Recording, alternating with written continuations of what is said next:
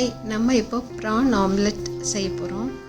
கொஞ்சம் பச்சை பட்டாணி, க்ரீன் சில்லி 2, காரத்துக்கு ஏற்ப கொத்தமல்லி இலை கொஞ்சம் சாப் பண்ணி வச்சுருக்கேன். கொஞ்சம் ப்ரான் எடுத்திருக்கேன்.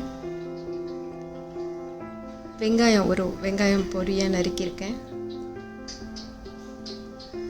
அதுக்கப்புறம் கார்லிக் 2.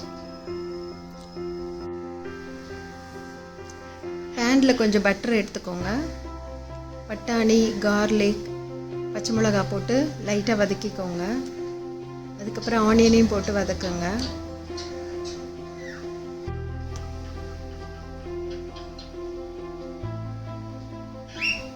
ப்ரானை பொடியாக சாப் பண்ணியிருக்கேன். ரொம்ப பொடியாக இல்லை, பட் ஓரளவுக்கு சாப் பண்ணி போடுங்க. அப்போ தான் அந்த ஆம்லெட் டேஸ்ட்டாக இருக்கும். எல்லாம் ஒன்றா போட்டு வதக்கிட்டு தேவையான அளவுக்கு சால்ட் போட்டுக்கோங்க. கொஞ்சம் மஞ்சள்தூள்,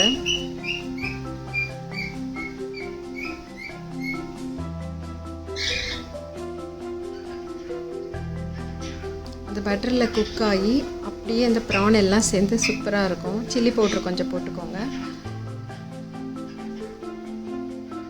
3 முட்டை எடுத்திருக்கேன் நான். அதில் இந்த வதக்கின எல்லா இன்க்ரீடியன்ட்ஸும் எடுத்து அதில் போட்டுட்டு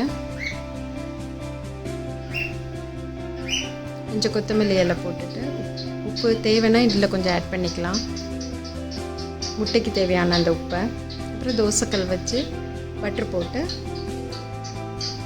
இன்னும் கொஞ்சம் ஒரு 4-5 ப்ரானை தனியாக ஃப்ரை பண்ணி கொஞ்சம் சில்லி பவுட்ரு போட்டு எடுத்திருக்கேன். ஏன்னா கார்னிஷிங்க்கு அதில் சாப் பண்ணி போட்டதுனால அவ்வளோவா தெரியாது. ஸோ இதை மேலே 1-2 வைக்கும்போது பார்க்க நல்லாயிருக்கும்.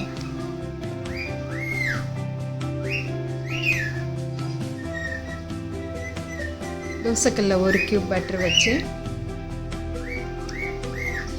ஆம்லெட்டை நல்லா மிக்ஸ் பண்ணிவிட்டு அது தோசைக்கல்ல ஸ்ப்ரெட் பண்ணுங்கள். நான் இதில் எனக்கு 2 பெரிய ஆம்லெட் கிடச்சிச்சு. மேலே கொஞ்சம் சில்லி பவுட்ரு ஸ்ப்ரிங்கிள் பண்ணியிருக்கேன். அந்த சாட்டே பண்ண ப்ரான்ஸ் அங்கங்கே சும்மா டெக்கரேஷனுக்காக வச்சுருக்கேன். அவ்வளோதான். ட்ரை பண்ணி பாருங்கள். அந்த ப்ரான் சாப் பண்ணி போட்டதுனால அந்த ஆம்லெட் ரொம்ப டேஸ்டியாக இருக்கும், டிஃப்ரெண்ட்டாக இருக்கும். தேங்க்யூ.